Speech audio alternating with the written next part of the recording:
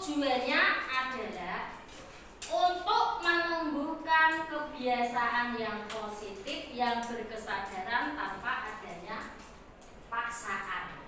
Dan kebiasaan positif itu bisa dilaksanakan secara konsisten. Berikutnya, sebelum bimbingan dimulai, kita adakan sebuah games dulu. Gamesnya kalian sudah berpasangan dengan sebelahnya masing-masing. Nah, aturan lainnya seperti ini.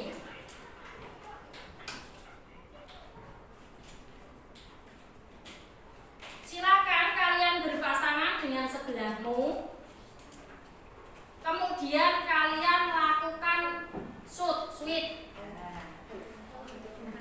Sudah? Nah, yang menang kalian jadi A, ya. Yang kalah jadi B. Nah, tugas dari A nanti mengepalkan tangannya seolah-olah menggenggam benda yang berharga. Itu tugasnya A. Tugasnya B itu membuka kepalan tangan si A. Boleh menggunakan sentuhan fisik.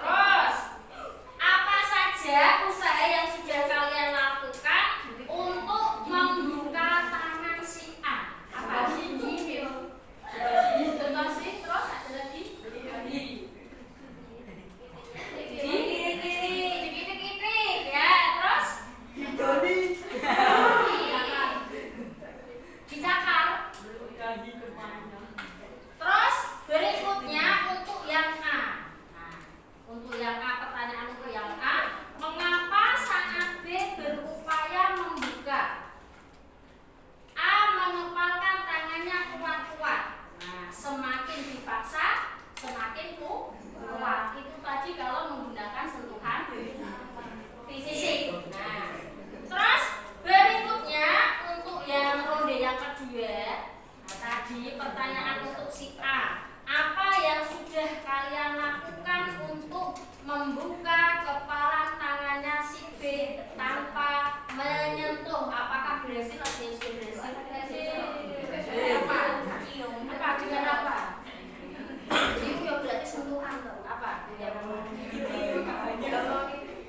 Diomongnya apa? Diomongnya apa? Ancaman. Terus ada lagi, kalian berhasil membuka kepalan tangan teman kalian tanpa sentuhan fisik dengan cara apa? Meludahi.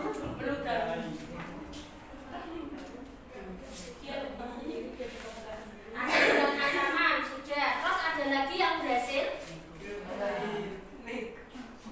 Tidak berusaha. Sudah? Nah, kita bahas di konsep berikutnya. Nah, jawabannya ada di sini. Nah, sekarang Bina akan menerangkan tentang bagaimana hubungannya dari game tadi tentang bagaimana menumbuhkan kesadaran versus paksaan. Ya. Nah, tadi mengapa kalian tidak suka dipaksa dan diperintah? Nah, tadi ada yang mengepalkan tangan, terus kalian paksa untuk membuka tangannya dengan sentuhan fisik. Nah, semakin kalian berusaha membuka tangan si A, kepala tangan si A semakin kuat. Nah, jawabannya ini karena manusia itu memiliki kebutuhan dasar. Nah, manusia itu ingin dihargai atau ingin merdeka. Nah, jika kemerdekaannya itu diusik, maka dia akan, jawabannya ini, melakukan resistensi dengan cara tadi, permainan tadi, mengepalkan tangan semakin kuat karena dia dipaksa.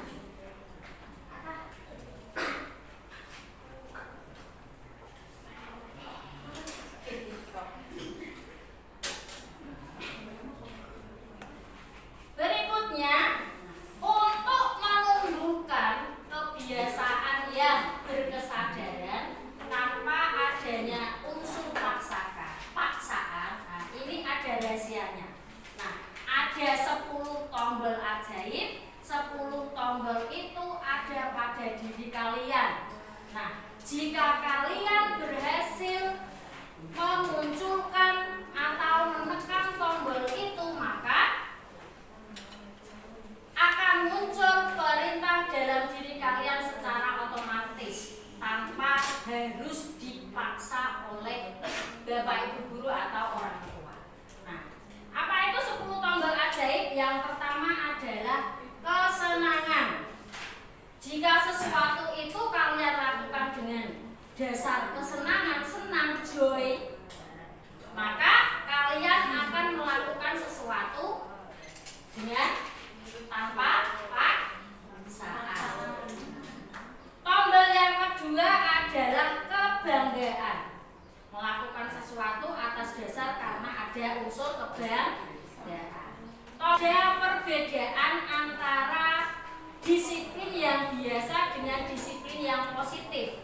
Nah, disiplin yang biasa itu biasanya karena adanya faktor eksternal, faktor dari luar. Misalkan ada paksaan dari orang lain, baik itu paksaan dari Bapak Ibu guru atau paksaan dari orang tua.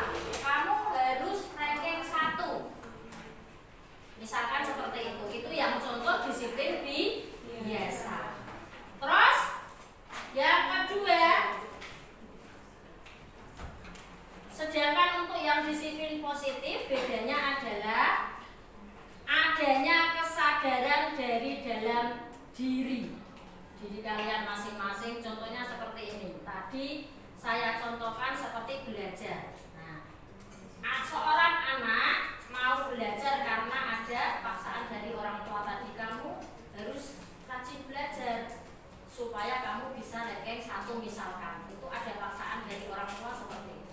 Kalau yang disiplin positif, kalian itu sudah menyadari pentingnya belajar buat kalian. Belajar itu sudah memang menjadi kewajiban kalian untuk bekal masa depan kalian. Itu namanya disiplin positif. Ada kesadaran dari dalam diri masing-masing. Nah, terus perbedaan yang kedua, disiplin biasa ini karena adanya unsur paksaan itu akan membentuk suatu kepatuhan. Tapi kepatuhannya itu terjadi dalam jangka pendek. Ketika tidak diawasi oleh orang tua atau bapak ibu guru, ya sudah tidak akan melakukan kegiatan yang diharapkan tadi. Kita praktekkan membangun kebiasaan tadi, kebiasaan yang berkesadaran dengan habit tracker. Silakan absen nomor 1 dari 7 kebiasaan anak Indonesia